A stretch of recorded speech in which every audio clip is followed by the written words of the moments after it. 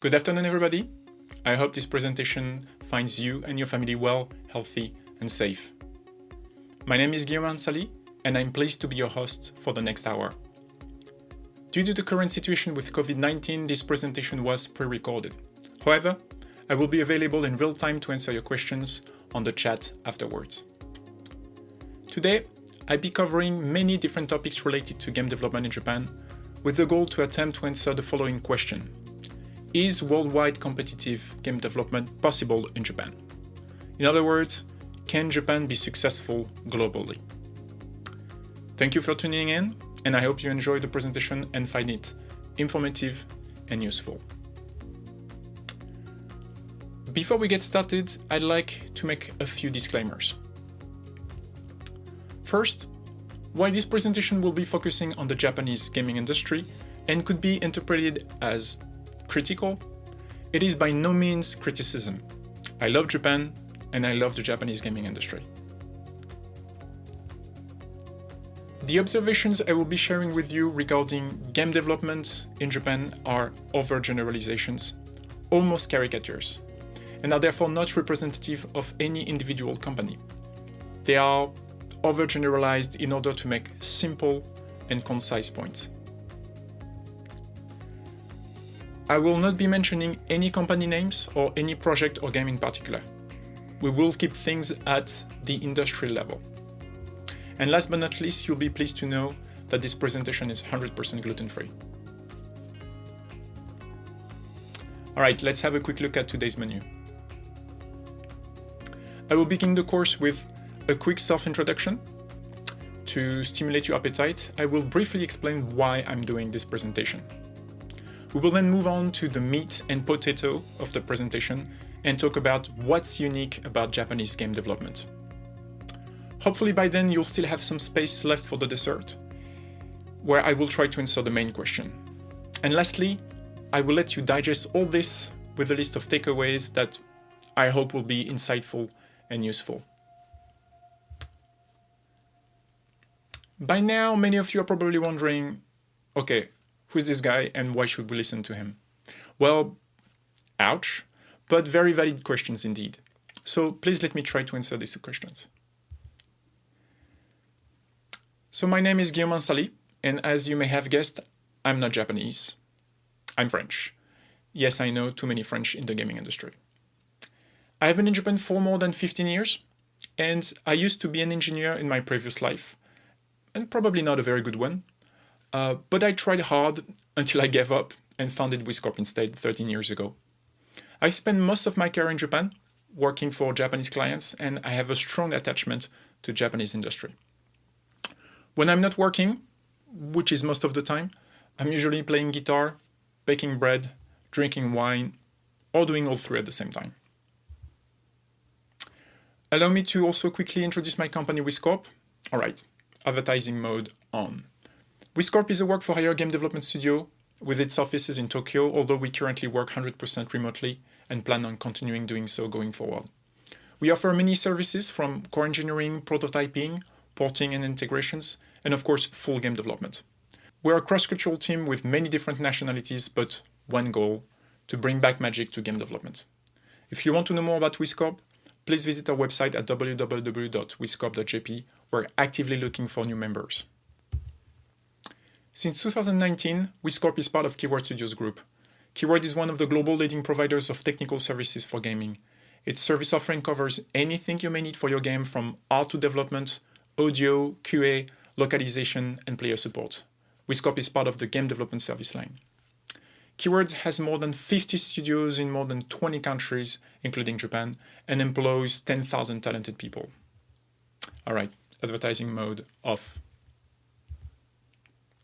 So, why should you be listening to me? Well, what I'm going to be presenting today is the result of more than 10 interviews with veterans of the industry who all have the following in common.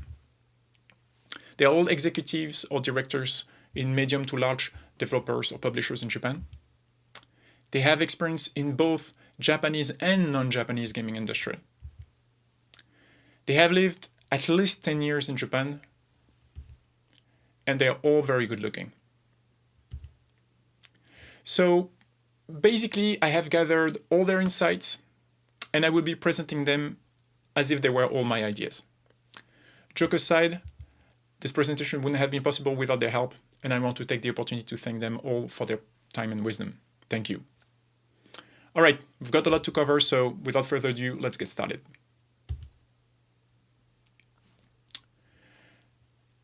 As I mentioned earlier, I've been in Japan for more than 15 years. And one of the things that brought me here was a strong pull to its culture and artistic creativity. Like many people of my generation, which I will not disclose, I grew up playing games, and the ones I played the most were without a doubt Japanese games. It is hard to explain what it was, but they were simply better games. They were innovative, captivating, always on the edge of what was technically possible, and they were globally successful and renowned. But then I started wondering, when was the last time I was actually impressed or moved by a very innovative game in Japan? Technical prowess or gameplay never seen before, or even mind-blowing graphics. Or even a game that is globally successful, but that is not using an IP that has been around for more than 20 years. I'm probably wrong, but I couldn't find any solid example in the last 10 years. And so for someone who grew up playing Japanese games and who loves Japanese gaming industry, that worries me. So what is worrying? Well, it is said that a picture is worth 1,000 words, so I give you two pictures. Ghost of Tsushima, breathtaking visuals, beautiful Japanese scenery, inspired by Japanese feudal history. It sold more than 6.5 million units worldwide, and it's not made in Japan. Genshin Impact, heavily inspired by Zelda Breath of Wild, unmistakable Japanese anime taste. It uses Japanese voice actors even. More than $160 million of revenue per month just on mobile. Again, not made in Japan. So these two games are basically selling Japanese culture, but somehow couldn't be made in Japan. And so if Japan even loses the exclusivity of its own culture, I'm really worried about the future. So that's why I decided to make this presentation and interview veterans of the industry. I wanted to find out if there was anything stopping Japanese developers to be as innovative and globally successful as they used to be many years ago. All right, I hope you're hungry for the main dish because there's a lot on the plate. As I mentioned during the introduction, as a disclaimer, my goal is not to compare different countries and claim that which country is doing this or that better. Obviously, every country is different and every culture is unique, and no country is perfect. But after spending many years in Japan working in the Japanese gaming industry, myself and the people I interviewed have observed many things that seem to be unique to Japan, or at least consistently different. So I decided to focus on these particularities. I will call them Japanese quirks. And let me reiterate here that my goal is not to criticize. By quirks, I mean traits that look peculiar to us non-Japanese. And also don't forget, there will be overgeneralizations. First, I'd like to share a few observations regarding the Japanese gaming industry, but on more general cultural notions. And many of these observations are not limited to gaming, but they nonetheless have a significant impact on how games are developed and the profession of game development as a whole. So when I compiled all the insights I had gathered from the interviews, I noticed three main axes: time, responsibility, and motivations. Let's begin with time. After working for many years on many different projects, one thing we've observed frequently is a difference on how time seems to be perceived in Japan.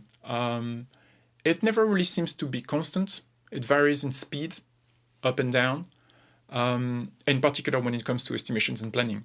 Time tends to be slow at the beginning of the project and then gets exponentially faster from 2/3 of the project on. Time is usually allocated rather than negotiated. People tend to ask how much time they have to finish a feature rather than negotiating how much time they need or want. Especially at the beginning of a project, time is often used as if it were almost infinite. And people tend to spend much more time than they probably should on work that may not be high priority. And lastly, time doesn't seem to be perceived as a scarce asset, but more as a cheap commodity. People would rather spend many hours working with extremely inefficient tools rather than request their company to buy new ones. A good friend of mine often says, Japanese are the best at using the worst tools. The second notion I'd like to cover is responsibility. The notion of responsibility in Japan seems to be one of its most unique character. It tends to be shared rather than individual. So any work is a team effort, and it is custom not to point fingers at teammates when things go wrong. Teamwork means team responsibility. Responsibility boundaries are often quite vague, and they're usually assumed rather than specified.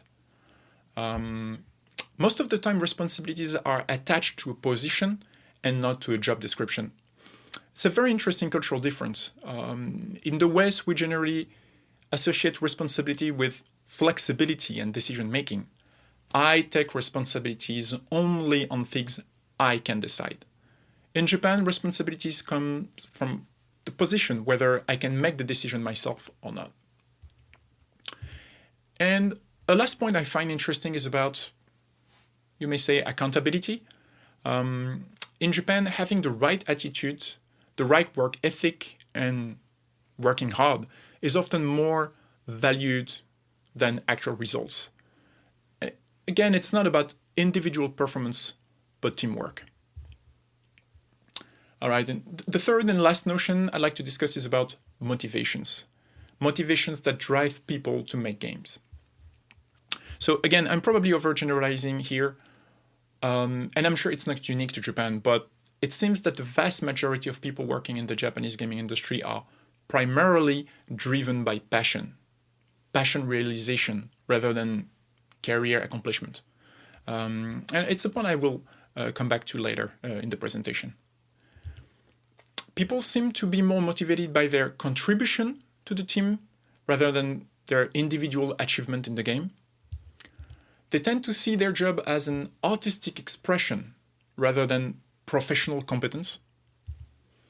And they tend to value more team recognition than personal pride. So far we've discussed the cultural differences in regards with the notions of time, responsibility, and motivations. While keeping them in mind, I'd like to share more concrete observations about game development in Japan. More specifically, I want to cover tendencies that I believe are holding Japanese game developers back. Again, many of these observations are not unique to Japan, but they seem to be quite consistently observed. From the hundreds of insights I've received during my interviews, I've decided to focus on three main categories: management, career, and competitiveness. I will start with management. By management, I encompass anything from project management to company management, process, etc. There would be enough material to make a series of presentations just on this topic. So I selected only 3 insights I believe to be the most impactful. Now, I have to show a big warning sign before the next slide. This is going to be a big cliché, but I want to make the point as caricatural as possible. The cult of the game director.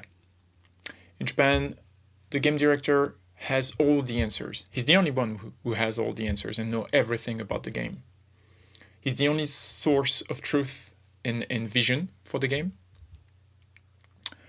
He's the one usually who makes all the estimations and all the planning for the entire project.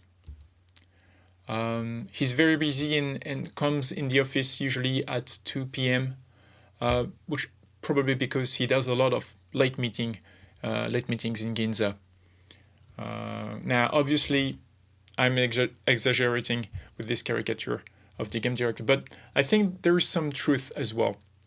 A lot of the creative vision and overall direction of the game usually depend on just one person, the game director, or producer, depending on the company. That person becomes a single point of failure for the project because he or she, but it's usually a he, won't be able to answer every question from the team and make all operational decisions. That doesn't scale.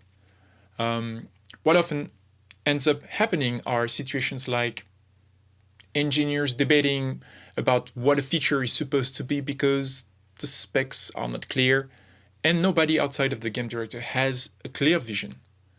And because he's too busy to be disturbed about small details, they usually can't get an answer. Estimations also tend to be based on previous experiences, which also means reusing the same process, the same technology, the same tools, etc., limiting potential innovations in the process. The next point I'd like to cover is project life cycle. This is one example of what I think could be a healthy project life cycle for a game. We start with a concept, make a few prototypes, usually a few back and forth between concept and prototype. And once we have something interesting that we think is worth making a game out of, we move on through the first gate to the planning phase. Planning phase, we write in detail all the vision of the game, the features. The next step is usually the first playable. And then again, usually iterations and testing, feedback between planning and first playable. And then the next very important step or phase is the vertical slice.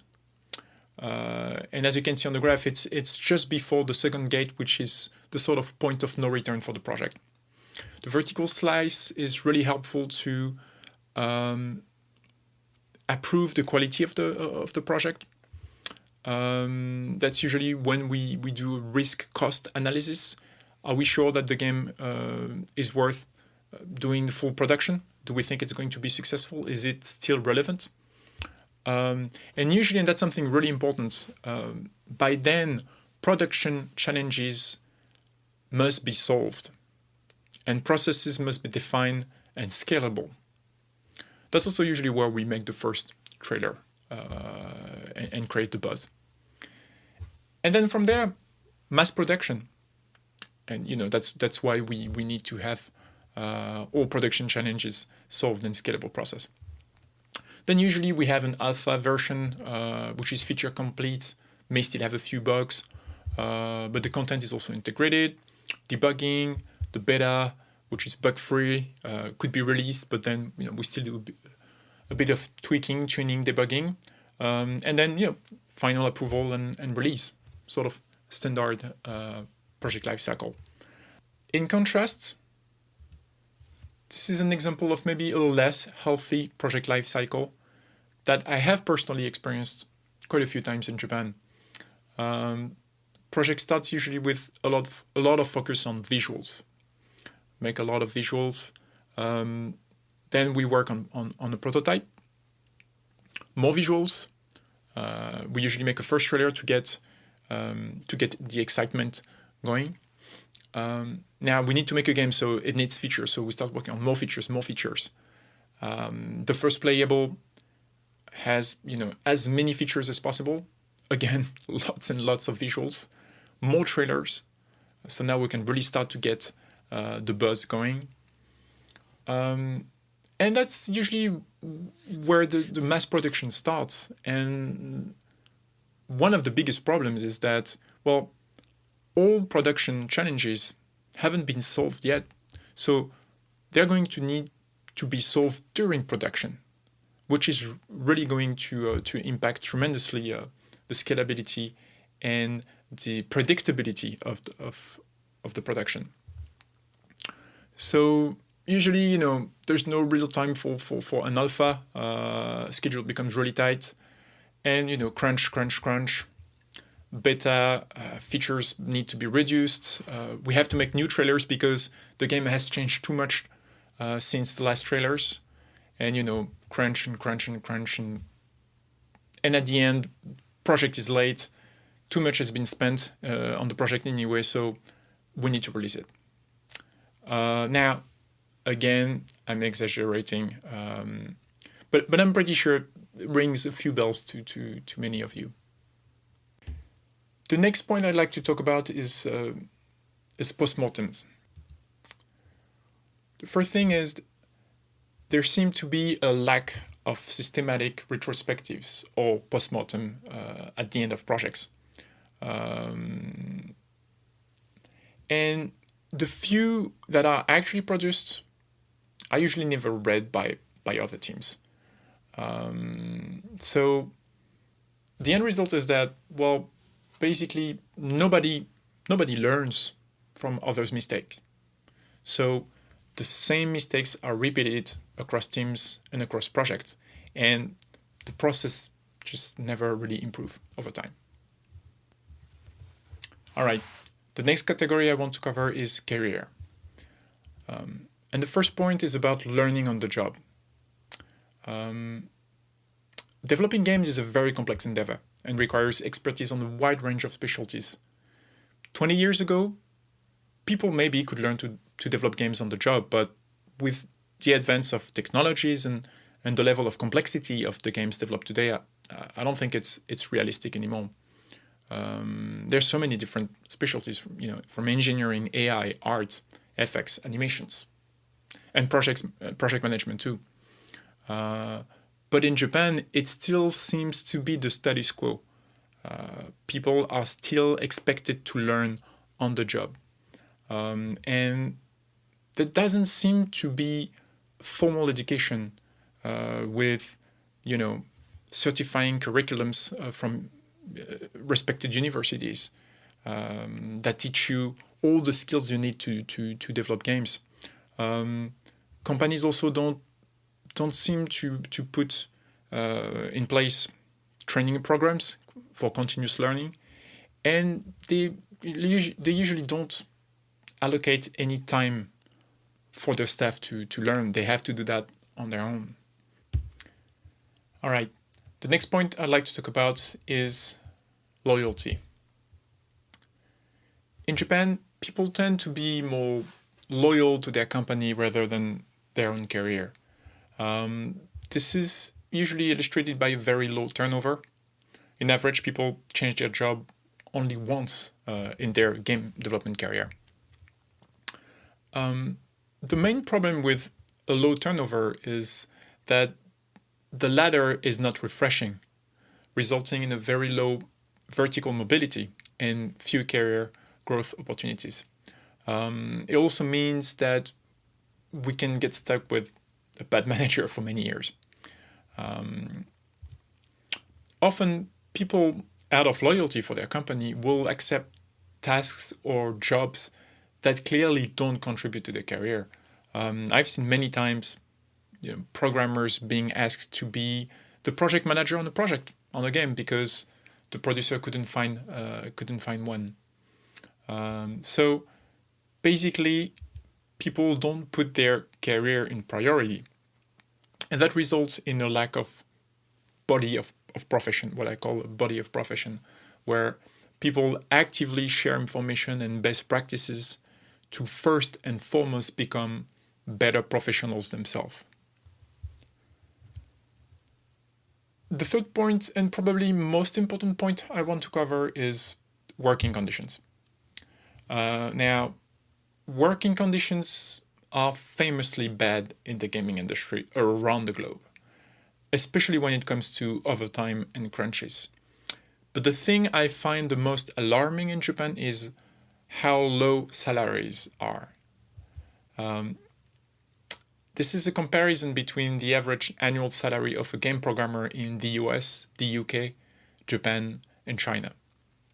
Now, I know that many things need to be taken into account with salaries, including welfare and other benefits, but I think we can agree that salaries in Japan really are on the low side. And that means that eventually talented people have to make the decision between doing the job they love or providing for their families.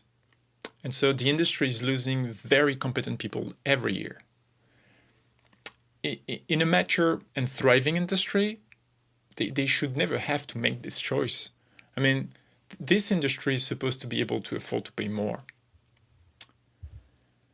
All right, the third and last category is competitiveness. It is a complex subject and probably also deserves its own series of presentations. So again, I decided to focus on 3 insights. The first one is about R&D. It may surprise you, but R&D budgets don't seem to significantly differ between Japanese developers and others. Game developers and publishers are roughly investing the same amount of money in research. But something we've observed in Japan is a difference in how it takes place. R&D tends to be research without development. Often, people doing the research have researcher profiles. They are not necessarily interested in the application of their research in actual games. And so, because of this, a lot of research is topic-driven rather than project-driven, and research budgets and operations don't include an integration phase into an actual game.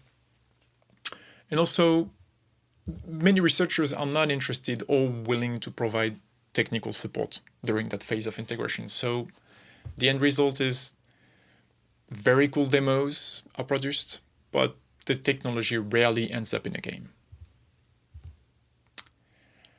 The second topic is about diversity. The Japanese gaming industry has become too domestic in the last couple of decades. Now, I'm not telling anything really new here, but I think that the actual impact may be overlooked. For a reason that is still mysterious to me after 15 years in Japan, Japanese don't lack English abilities.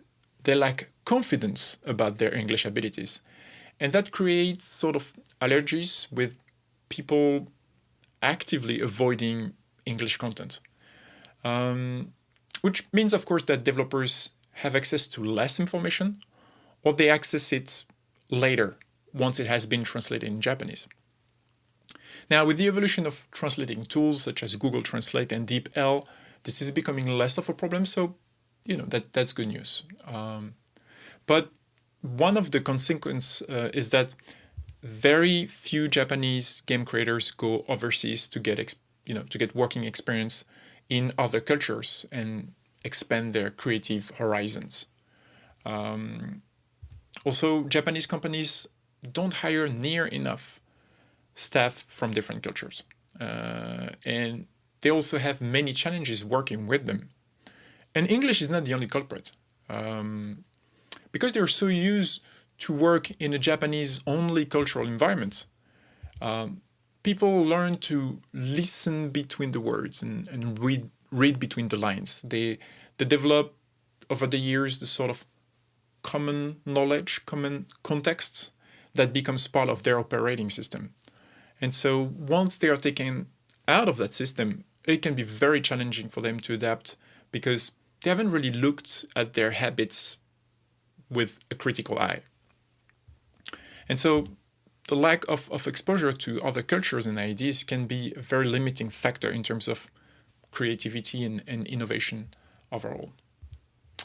All right, we're almost there. The last point I want to cover is risk management.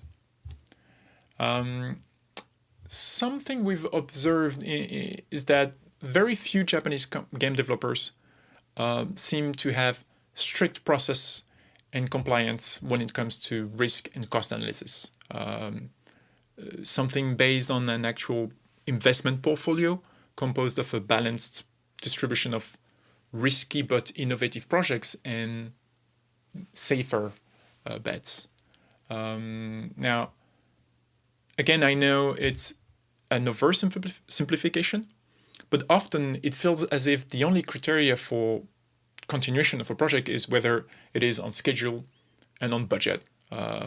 Very few developers seem to have strict and impartial toll gates as part of their compliance process. And so, because of this, every project has to be successful. And often, producers are actually incentivized on the success of the project rather than their capability to achieve a creative vision or technical innovation or a business objective, as would have been the case in a balanced portfolio. All right. Well, congratulations to have made it that far. You must be already quite full and getting sleepy. We've covered many things from cultural differences to the more systemic issues that I believe are holding back development in Japan. So it is finally time to tackle the main question of this presentation. So, is worldwide competitive game development possible in Japan? Can Japan be successful globally and develop games that can rival with publishers overseas? My answer, yes. Thank you for your time today. No, I'm just kidding. Of course, there's more. So yes, of course, I believe that Japan can be successful globally. It has the passion, has the talent, and has an unrivaled amount of creativity. But the global scene is extremely competitive, so it will need to be more conscious about some of the issues I have mentioned previously. So in the next few slides, I'd like to give you my take on what I think could make a difference. And by my take, I mean me and all the people I interviewed. Remember, I stole their ideas for this presentation. All right, let's start with management. Instead of having a single point of failure, who is usually the game director, put together a leadership team per project with lead engineer, lead art, lead design, and define clear responsibilities. Start mass production after all production challenges were solved and after you're sure that the different processes are going to be scalable. We all make mistakes, so time for these mistakes need to be scheduled. There always need to be buffer for these mistakes. And finally, please, more specs. People on the operational staff need more specs and they need them sooner. All right, when it comes to career, continuous training needs to be actively scheduled. People can't be expected to find the time on their own. It is too important for a company to make sure that its employees are continuously improving and learning. We need to have formal education curriculums and university programs that teach these professional skills that we need in the game development. We also need more turnover because that will create more career opportunities and more upward vertical mobility. And people need to work less and be paid more. We need to improve overall working conditions in this industry. Otherwise, we will just continue to lose talented people year after year. All right, last point, competitiveness. To compete globally, you need a cross-cultural staff. Not all projects need to be safe bets, or even should. Companies should define a balanced portfolio between risky but innovative projects and safer bets. make sure integration phase is planned into a research project. Japan does a lot of great research. There are a lot of very good researchers. But we need to make sure that the work that is being done, the research that is being made, actually ends up in a game. And the last one is more about innovation. It's more about processes. I think it's time to change the phrase that don't fix it if it ain't broken, and think break it, otherwise you won't fix it. And so here we are, almost done with our meal. Thank you for sticking around. I'm pretty sure you must be quite full by now. You heard me talking about Japanese unique cultural traits regarding the notions of time, responsibility, and motivations. I then shared many observations about game development in Japan with a focus on management, career, and competitiveness. Observations of tendencies which I believe are holding Japanese developers back. I gave my personal answer to the main question of this presentation, which is that yes, I believe that worldwide competitive game development is possible in Japan if Japanese developers are willing to tackle the challenges that I also have mentioned earlier. And I also shared a list of recommendations to that effect. Now, I realize that these observations and recommendations might be a little bit abstract. So before I let you go, I would like to offer a few more concrete ideas or actionable. If you are a creative or operational staff, artist, programmer, designer, tester, etc., prioritize time for learning.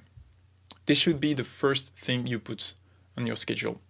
It could be 30 minutes a day, it could be a couple of hours a week, but make sure you have that in your schedule and you can use that time to learn and improve your skills. And also try to negotiate with your manager so that that time is precious and can't be taken away from you. Put pressure on your management. It's your management's job to solve problems. And, if they need to buy you new tools because you're wasting a lot of time using old tools, put pressure on them. They should be buying the tool. And try to be as loyal to your profession as to your company. If you're a programmer, don't forget that in a way you're a programmer before being a member of a studio. If you're a manager, well, first, all my sympathy. You have the most ungrateful job there is. But schedule time for mistakes. You should always have buffers in your schedule. We all get excited. We all want projects to be successful, but mistakes will happen. And so you should always make sure that you have a buffer in your schedule for those mistakes. Spend money, not time. Most of the time, you will find a solution that can save tremendous amount of time for your operational staff by just buying a new version, a new tool, or maybe an expensive license for something you've never used before. But it's money that should be spent, not time. Time is precious. And think about the next project. We all want our projects to be successful, but there will be a next project. And so make sure that you're learning from this project. Make sure that retrospective postmortem are done. And also make sure that people don't get burned out because of crunch after crunch after crunch, one project at a time.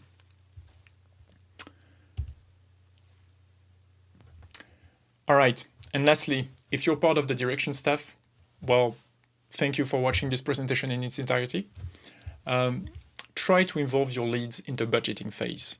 This is the best way to make sure that your estimations will be as accurate as possible and that you won't be missing out in opportunities to improve things. Document your creative vision to make sure that during the mass production, you will be able to keep a constant creative direction across the project. And lastly, always have a budget for new tools and new experimentations. Ultimately, the projects are the only real opportunities you have to push the envelope, to experiment and try new things. So always try to have that within your budget. All right, that's it from me for today. Again, thank you for your precious time. And I hope you found something valuable in this presentation. I will be happy to answer any question you may have in the chat room. And so please enjoy the rest of your day and other presentations at the CEDEC. Stay safe, healthy, and passionate. And thank you.